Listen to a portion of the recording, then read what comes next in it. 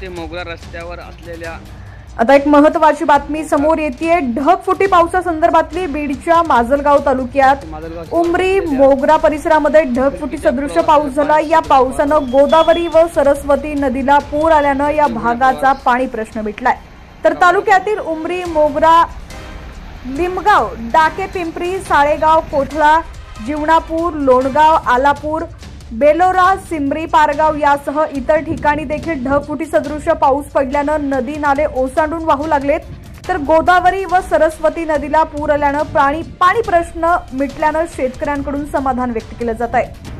या ठिकाणची ही धडकी भरवणारी पावसाची ढगफुटी सदृश दृश्य तुम्ही पाहताय बीडच्या माजलगाव तालुक्यातील। तसंच बुलढाण्यात देखील पावसानं चांगलाच हाहाकार माजवलेला आहे। बुलढाण्यात रात्रीपासून धुवाधार पाऊस सुरू आहे।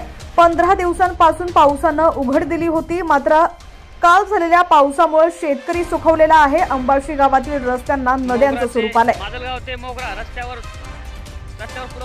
साखरखेडा परिसरात जोरदार पाऊस झालाय। भोगावती नदीला पूर आलाय। 15 दिवसानंतर जोरदार पावसाचं आगमन झाल्यानं शेतकरी सुखावलाय। सुकात आलेल्या पिकांना जीवनदान मिळाले। शेतकरी चिंतेत पडलेले होते, मात्र आता पावसामुळे काहीसा दिलासा शेतकऱ्यांना मिळालेला आहे। या ठिकाणची दृश्य तुम्ही पाहताय बुलढाणा जिल्ह्यातील।